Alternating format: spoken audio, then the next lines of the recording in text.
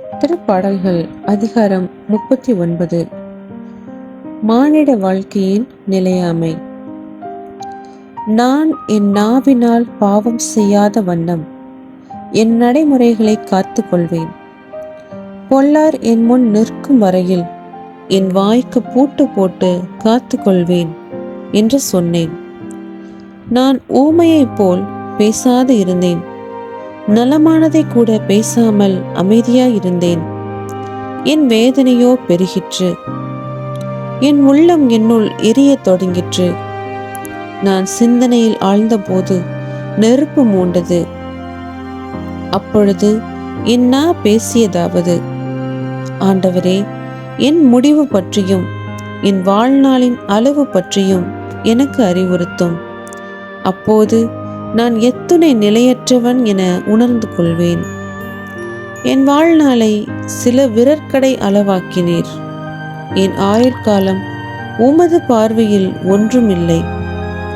உண்மையில் மானிடர் அனைவரும் தம் உச்ச நிலையிலும் நீர்க்குமிழி போன்றவரே. அவர்கள் நிழலைப் போல நடமாடுகின்றனர். அவர்கள் வருந்தி உழைப்பது வீண்.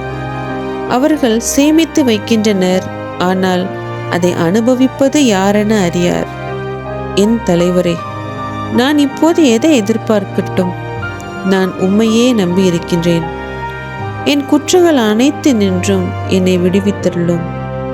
மதியீடரின் பழிப்புரைக்கு என்னை ஆளாக்காதேயும். நான் ஊமை போல் ஆனேன், வாய் திறவேன்.